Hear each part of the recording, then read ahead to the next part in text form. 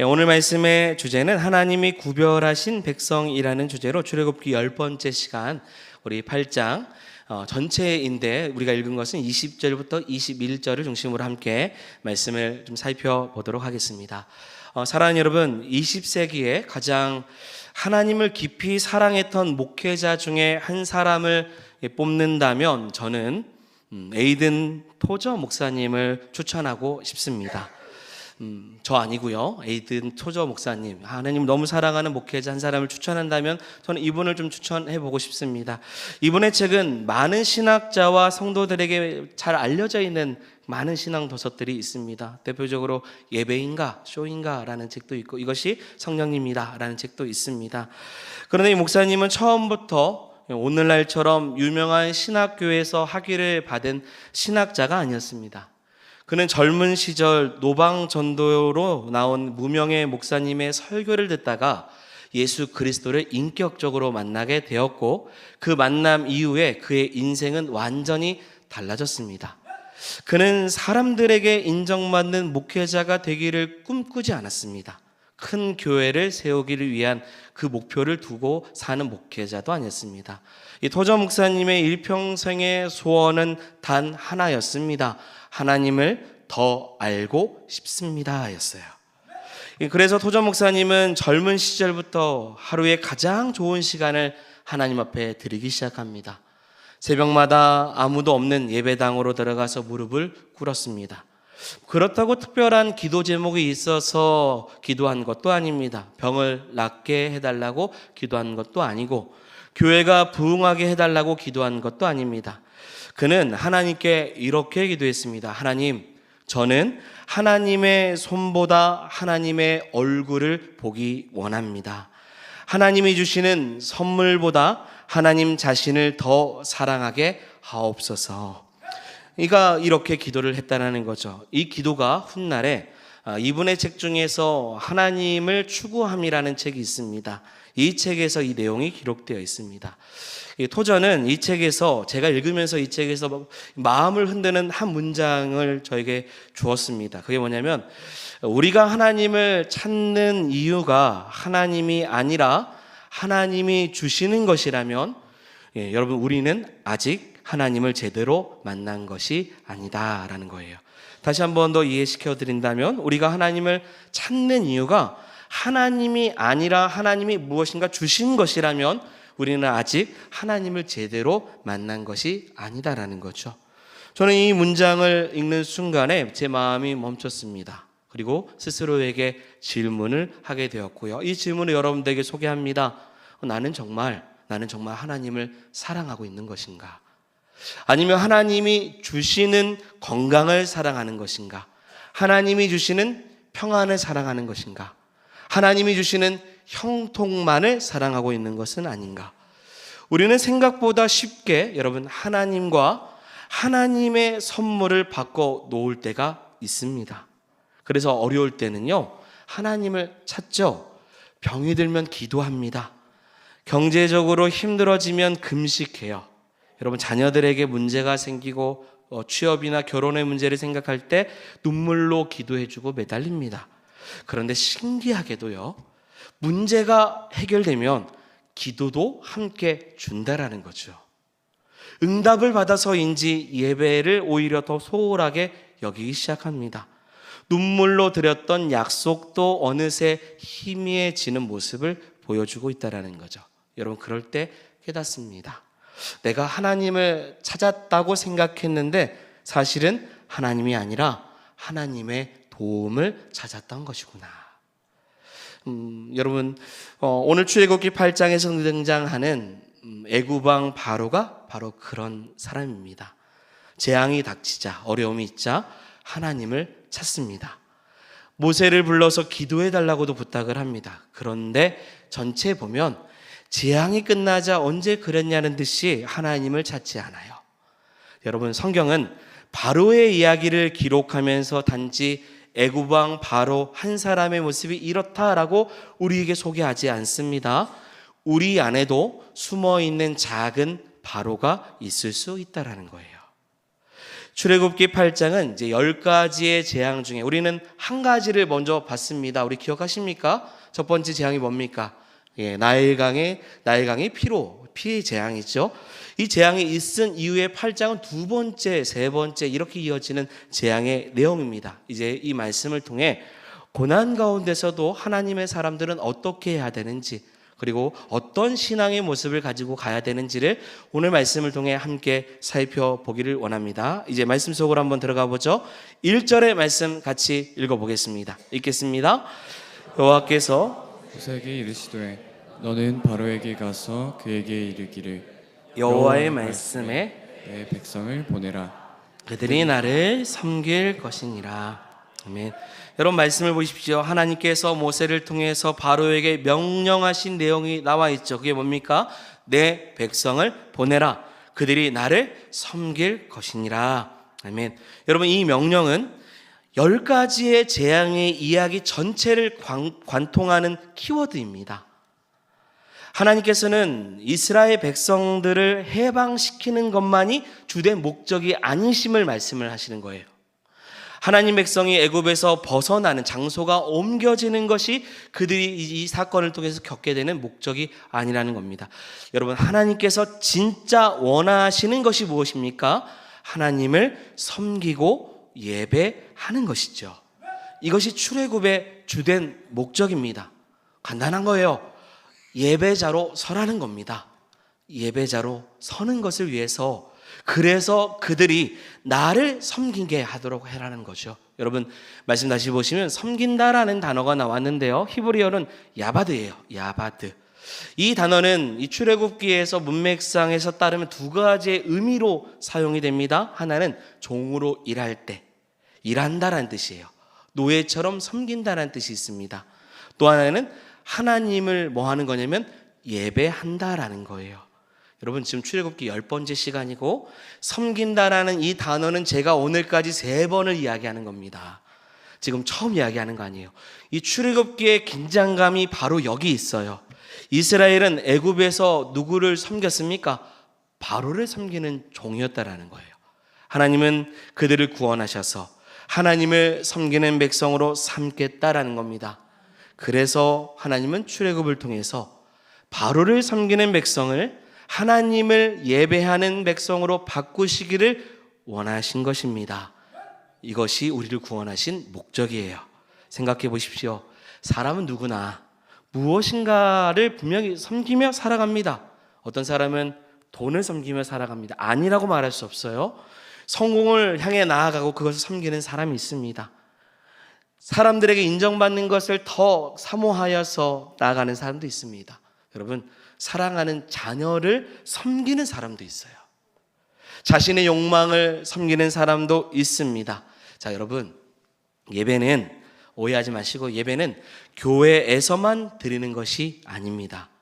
내 마음이 가장 귀하게 여기는 것이 곧 여러분 예배하는 대상이 되기 때문이에요. 여러분 그래서요, 예배요, 주일 1시간을 드리는 이 종교 행위로만 여겨서는 안 됩니다. 여러분 우리가 왜 예배를 드려야 됩니까? 예배를 왜 잘 드려야 됩니까? 예배 안에서 왜 집중하고 하나님께 나아가고 섬겨야 되는 것입니까? 이유는 하나예요.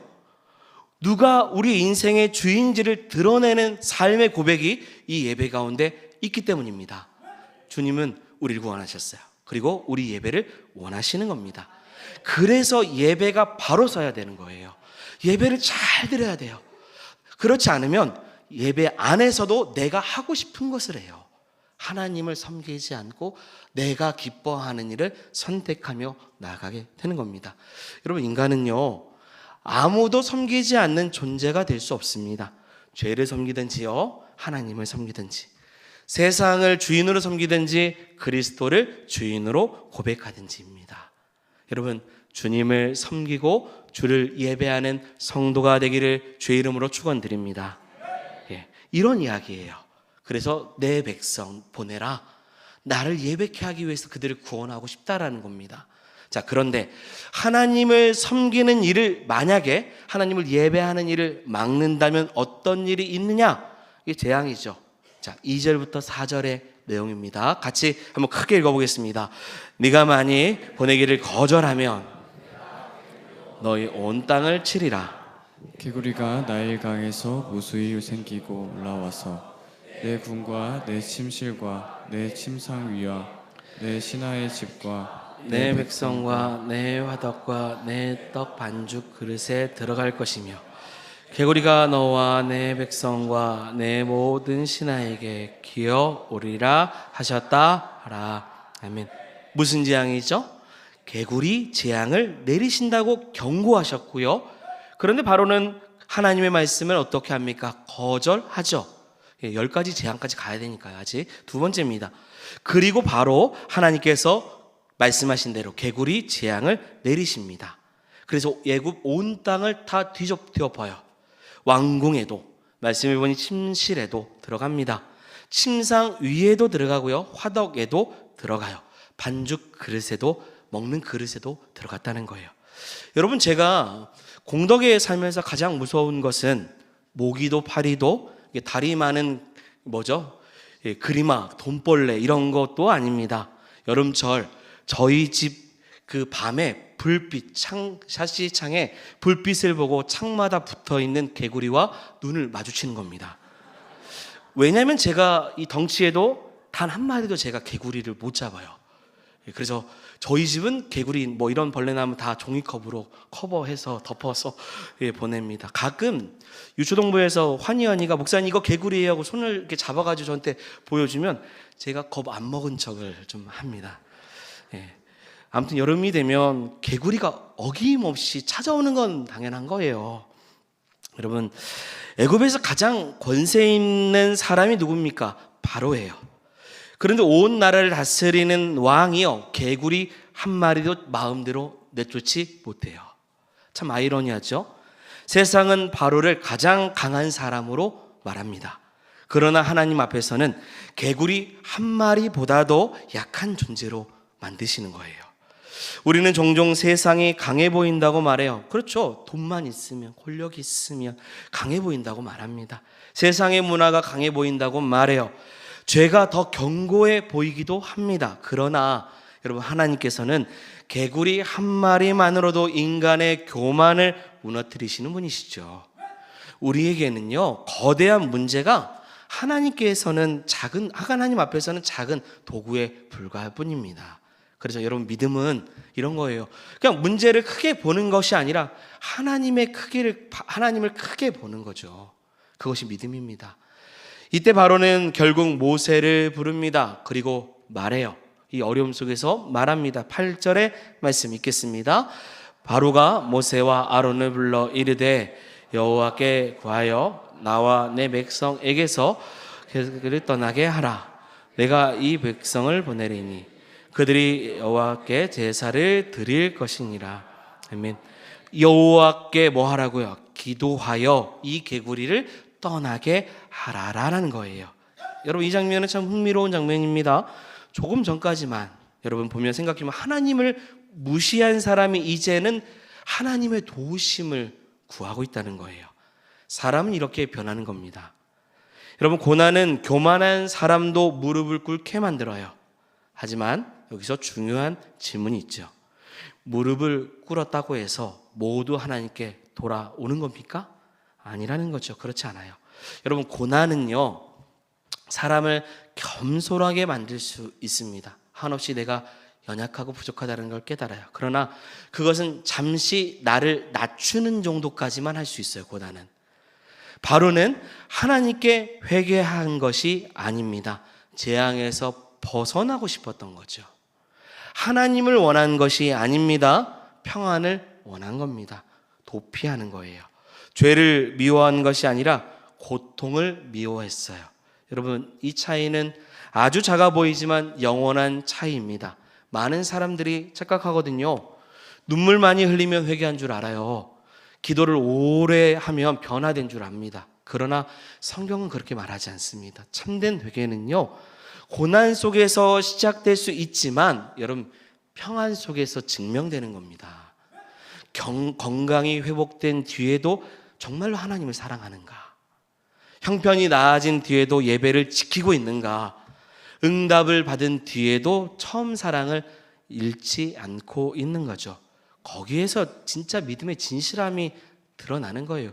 고통 속에서는 누구나 하나님의 도우심을 구할 수 있어요. 믿지 않는 바로 역시도 구합니다. 바로는 모세에게 기도를 부탁했죠. 그리고 모세가 하나님께 기도합니다. 기도하자마자 하나님은 개구리를 거두어 주시죠. 자, 그런데 이러면 끝나는 거잖아요. 재앙이 끝나죠.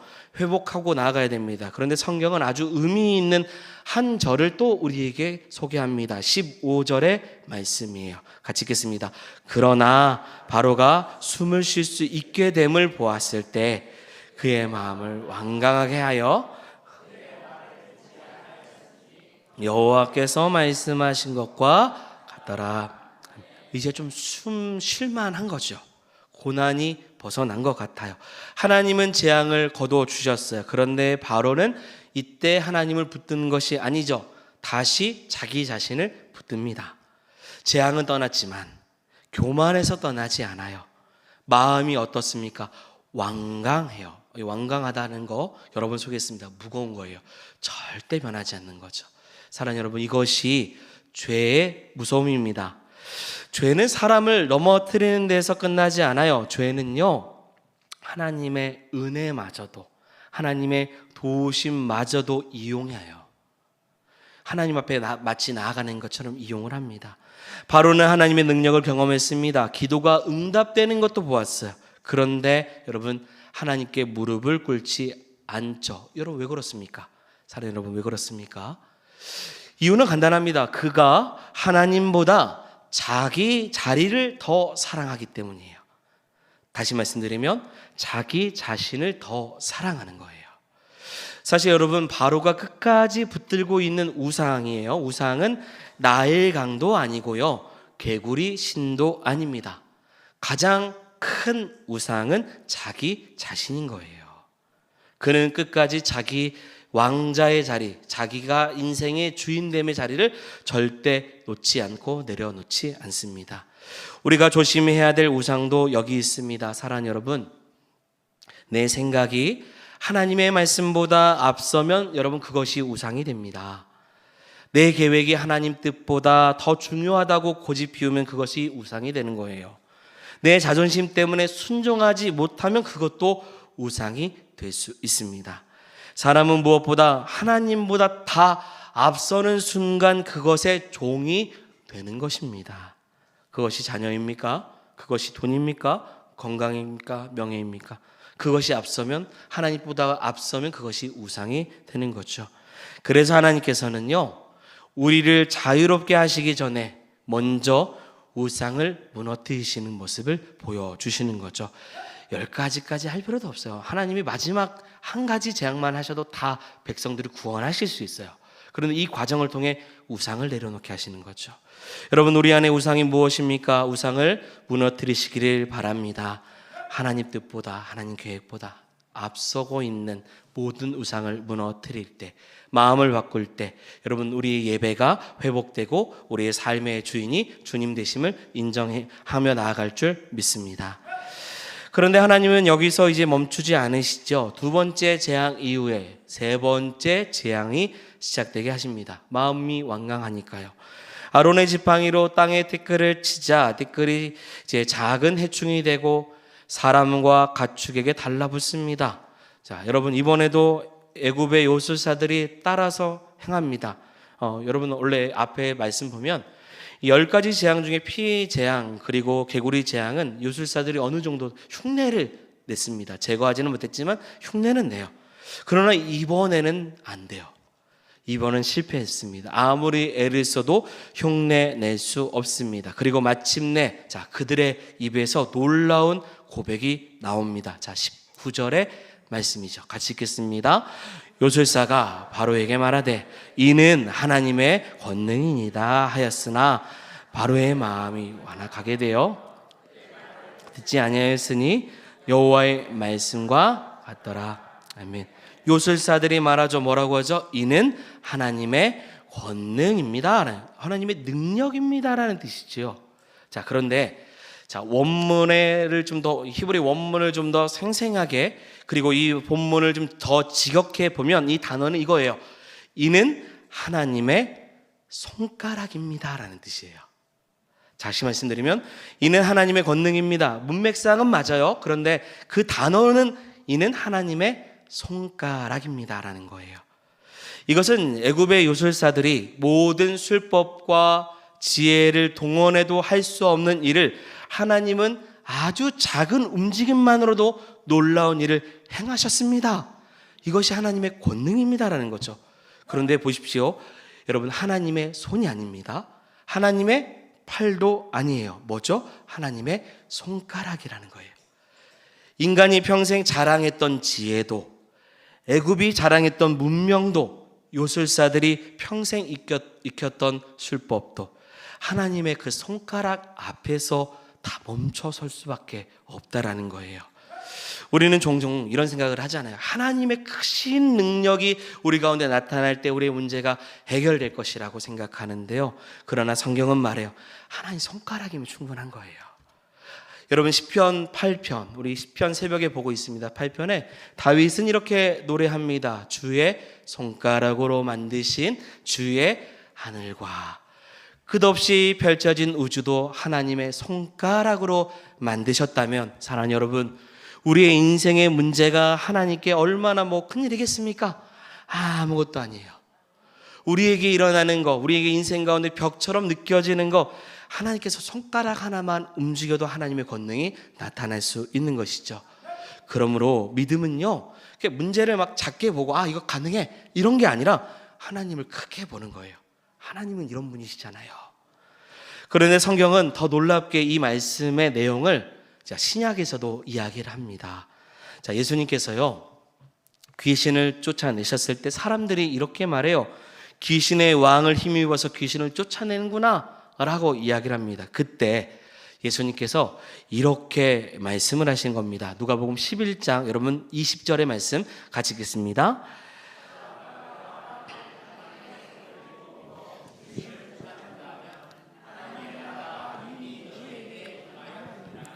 아멘. 예수님께서도 귀신을 쫓아내시는 자신의 사역을 설명하시면서 하나님의 손을 힘입어 라고 해서 이것으로 귀신을 쫓아내신다고 말씀하셨죠. 누가복음 11장 20절에 지금 나오는 하나님의 손도 헬라어로 그대로 하나님의 손가락이에요. 이런 뜻입니다. 내가 만일 하나님의 손가락을 힘입어서 귀신을 쫓아낸다면 하나님의 나라가 이미 너희에게 임하였느니라. 아멘. 출애굽에 하나님의 손가락이 애굽 권세를 무너뜨렸다면 복음서에서는 하나님의 손가락이 사탄의 권세를 무너뜨렸습니다. 출애굽에서는 바로가 패배했습니다. 근데 복음서에서는 사탄이 패배해요. 출애굽에서는 노예가 해방되었죠. 그런데 복음서에서 예수님은 죄인된 저와 여러분들을 자유케 하시도록 해방케 하셨습니다. 그래서 출애굽에서는 더 큰 구원을 예고하는 그림으로 보여주고 있는 것이고, 그 그림의 완성은 결국 예수 그리스도께서 행하신 것입니다. 예수님께서는 십자가에서 우리의 모든 죄를 담당하셨습니다. 부활하셨고 사망의 권세를 깨뜨리셨습니다. 사탄이 붙잡고 있었던 우리의 삶을 해방시키셨습니다. 그러므로 사랑하는 여러분, 세상이 아무리 강해 보여도요, 두려워 마십시오. 죄가 아무리 오래된 습관처럼 보여도 절망하지 마십시오. 하나님의 손가락 하나만으로도 우리 인생은 변화될 것입니다. 우울증이 있습니까? 그 건강에 문제가 있습니까? 마음에 근심이 있습니까? 주의 권능을 여러분 기대하십시오. 아무도 나를 위로하지 않는 것 같은 인생 속에 있습니까? 주님의 손가락이 우리를 붙들어 주신다면 아주 작은 몸짓과 같이 보이는 그 표현 같은 하나님의 그 모습이 우리에게는 큰 능력으로 다가와 줄 줄 믿습니다. 그러므로 그 사망의 권세에서 우리를 건지신 하나님의 손, 하나님의 권능, 하나님의 손가락을 믿는 성도가 되어야 될 줄 믿습니다. 그래서 본문의 말씀 계속 보면 하나님의 손가락 앞에서 애굽의 모든 술법이 무너집니다. 그런데 이상하게도 요술사들은 하나님의 능력을 인정하는데 누구는 인정하지 않습니까? 바로는 인정하지 않아요. 이 바로가 인정하지 않습니다. 왜 그렇습니까? 여러분, 왜 바로가 끝까지 마음을 굽히지 않아요? 모르는 거 아닙니다. 믿지 못하는 것도 아닙니다. 내려놓지 못하고 있기 때문이에요. 사람은 생각보다 진리 때문에, 이 말씀 때문에 하나님을 거부하지 않아요. 종종 우리 인생의 뜻을 내려놓지 못해서 하나님을 거부하는 겁니다. 몰라서가 아니에요.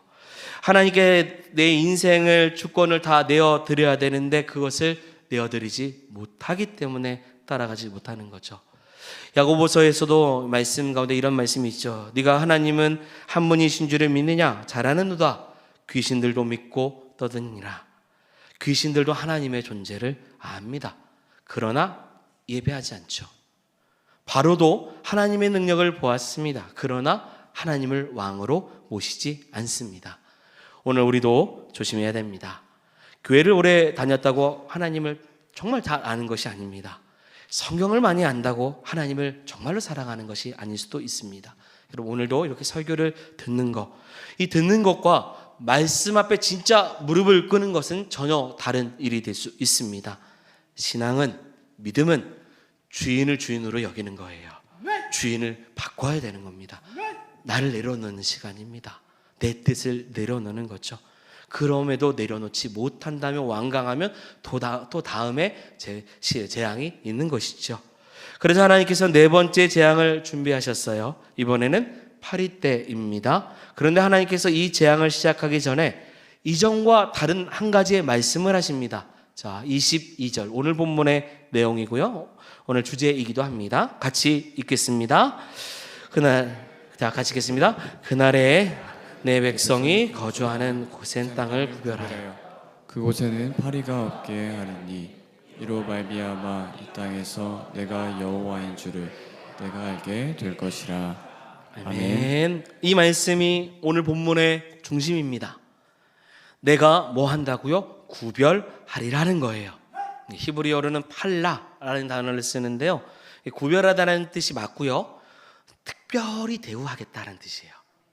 차이를 두겠다, 놀랍게 분리하겠다라는 뜻을 담고 있는 단어입니다. 애굽에도 파리가 있습니다. 그러나 어디에는 없어요? 고센에는 없다는 거예요. 같은 하늘 아래, 같은 땅 위에, 같은 시간 속에 살아가지만 그러나 결과는 다르죠. 왜 그렇습니까? 여러분, 고센 사람들이 더 의롭기 때문입니까? 아니에요. 더 깨끗하기 때문입니까? 그것도 아닙니다. 그들의 믿음이 더 좋아서입니까? 성경은 뭐 아직 그렇게 믿음이 좋은 것도 아닙니다. 하나님께서 뭐 하신 거예요? 구별하셨기 때문입니다. 이것이 은혜예요. 여러분, 이것이 은혜입니다. 저와 여러분들이 구별되었어요. 구별되어서 우리가 하나님 앞에 나아가게 하신 거죠. 그런데 은혜는 내가 하나님께 나아가는 이야기가 아니라 하나님이 먼저 나를 붙드시는 이야기입니다. 내가 구별하겠다.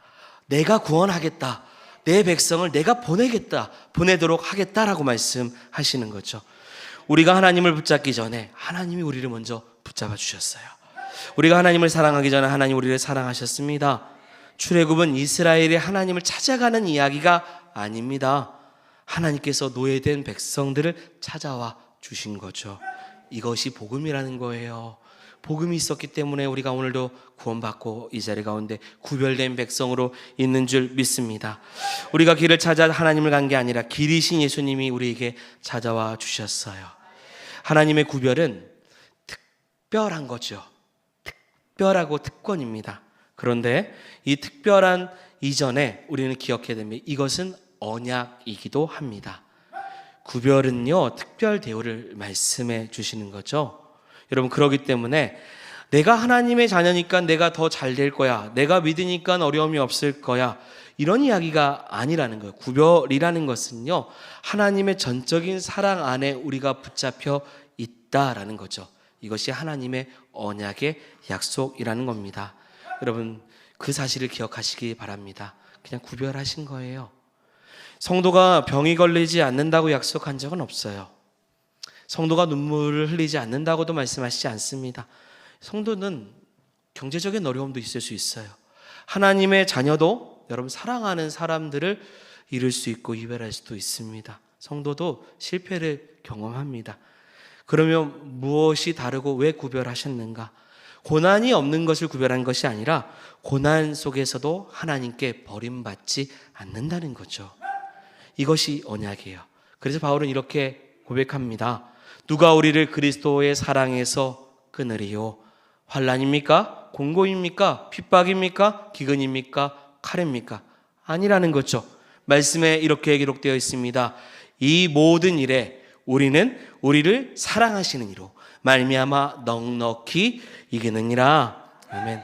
하나님의 구별은 환경을 약속하신 것이 아니라 하나님의 임재를 약속하신 거예요. 고센 땅의 가장 큰 축복은 파리가 없는 게 아닙니다. 여러분, 하나님이 함께 하신다는 거예요. 우리 인생의 가장 큰 축복도 문제가 없는 삶이 아닙니다. 하나님 없는 성공보다 여러분 차라리요, 하나님과 함께하는 광야가 훨씬 복된 삶이 되는 것입니다. 아멘. 토저 목사님께서 아까 제가 소개했던, 여러분 한번 기어 대시면 읽어보십시오. 하나님을 추구하면서 이 책에서 이런 고백을 합니다. 어떤 내용이냐면, 이건 같이 한번 읽어볼까요? 하나님은 우리에게 가장 큰 선물을 주시는 분이 아니라 하나님 자신이 가장 큰 선물이 되기를 원하신다. 여러분 공감하십니까? 예, 저는 그렇게 공감을 합니다. 우리는 하나님께서 무엇을 주실까를 기대하고 있지만 하나님은 우리에게 자기 자신을 주시는 것을 가장 큰 선물로 약속하셨다는 거죠. 다시 아프지 않는 몸도, 그리고 천국은 가장 큰 황금길을 걸어가는 것도 그것이 아닙니다. 하나님을 영원히 뵈는 것이 천국의 삶이죠. 믿음이 성숙할수록 우리는 주님과 함께하는 것에 마음을 더 둬야 될 줄 믿습니다. 그래서 이것이 구별이에요. 하나님을 추구하고 하나님을 의지하고 자신을 내려놓고 나아가는 자에게 주시는 고센의 백성, 구별된 백성의 모습으로 주시는 하나님의 축복인 줄 믿습니다. 이 아이의 내용들을 보면 이렇습니다. 25절도 한 번만 읽어볼까요? 25절 읽겠습니다. 너희는 가서 이 땅에서 너희 하나님께 제사를, 아멘. 바로는 타협을 제안합니다. 파리떼가 애굽을 덮자 바로는 모세와 아론을 불러서 말하죠. 예배를 허락해요. 그런데 조건이 하나 붙죠. 뭐가 붙습니까? 이 땅에서 드리라. 애굽 떠나지 말라고 하죠. 하나님을 예배도 좋아. 그러나 바로의 지배 안에서 예배하라고 말합니다. 이게 사탄이 주는 유혹이고 타협입니다. 교회 다녀도 좋아. 그러나 삶까지 바꿀 필요는 없잖아. 예배를 드려도 좋아. 그런데 돈도 중요해. 관계도 중요해. 미래도 중요해. 네가 그냥 네 인생의 주인으로 살도 돼. 하나님을 믿되 세상의 방식까지 꼭 뭘 버릴 필요가 있냐라는 거죠. 그러나 하나님께서는 이스라엘을 구원하신 목적은 애굽 안에서 종교 생활하는 것을 원하는 것이 아닙니다. 장소가 아니죠. 주인을 바꾸기를 원하시는 거죠. 모세가 이 제안을 거절하자 바로는 다시 한 번 더 말합니다. 또 한 번의 유혹을 합니다. 28절의 말씀이에요. 읽겠습니다. 내가 너희를 보내리니 너희가 너희의 하나님 여호와께 성에서 제사 드릴 것이나 너무 멀리 가지는 말라. 아멘. 이번에는 광야까지 가는 것은 허락해요. 그러나 뭐라고 하죠? 너무 멀리 가지 마라. 애굽 떠나도 괜찮아. 그래, 그 정도 괜찮아. 하지만 눈앞에 있어야 돼. 광야 깊은 곳까지. 언제든지 뭐예요? 애굽으로 돌아올 수 있는, 세상으로 돌아올 수 있는 끈을 놓지 못하게 만드는 유혹을 합니다. 오늘도 세상은 우리에게 속삭이죠. 믿음 좋아. 근데 너무 깊게 믿진 않아도 된다고요. 순종하는 것도 괜찮은데 좀 손해까지 볼 필요는 없잖아. 누군가를 여러분 용서해야 됩니다. 그런데 저 사람까지는 굳이 예외를 둬도 된다. 헌신도 좋아. 근데 너의 삶의 계획까지 다 내려놓고까지 헌신할 필요는 있냐? 어느 정도 타협하는 것을 세상은 계속 사단은 우리에게 유혹합니다. 여러분, 부분적인 순종은 온전한 순종이 아닙니다. 하나님의 말씀은 우리가 좋아하는 것만 골라 받아들이는 의견이 아니에요. 하나님 앞에 협상하는 거 아닙니다. 우리는 하나님 앞에 순복해야 되는 것이죠. 말씀에 따라 나아가는 것이 믿음이고 전부를 맡기는 것이 우리가 가야 될 구원의 길이라는 것입니다. 그럴 때 하나님께서 이 말씀을 통해서 다시금 그 다음에 재앙들의 내용들을 줍니다. 타협하지 않고 끝까지 믿음을 지키는 자에게 다시 한 번 더 주시는 은혜가 있고, 그리고 이러한 삶 속에서 하나님 주시는 귀한 축복의 말씀들의 내용들이 말씀 이하에 또 기록되어 있습니다. 사랑하는 여러분, 이제 말씀을 정리하겠습니다. 하나님께서 이스라엘을 애굽에서 불러내신 이유는 단지 고통에서 벗어나는 위함이 아닙니다. 여러분, 우리를 세상 가운데 불러내신 이유는 고통에서 사는 인생을 벗어나기 위한 것이 아닙니다. 우리의 주인이 누구신지를 알게 하시는 거예요. 구별된 백성으로 살아가기를 원하시고 하나님을 인생의 주인으로 모시고 살아가는 예배자가 되기를 주님께서는 원하십니다. 그러므로 여러분, 우리의 인생 가운데 진짜 주인이 누구인지를 기억하시면서 우리의 마음의 변화가 주님으로 인해서 이루어지고 그리고 구별된 백성답게 하나님의 구별된 그 뜻 안에서 살아가는 저와 여러분들이 되기를 주의 이름으로 축원드립니다. 우리 말씀을 기억하며 함께 찬양하겠습니다. 내가 주인 삼은 모든 것을 내려놓고 함께 찬양하면서 하나님 앞에 나아가기 원합니다. 내가 주인 삼은 모든 것 내려놓고 내 주 되신 주 앞에 나와 내가 사랑했던 모든 것 내려놓고 주님만 사랑해. 내가 주인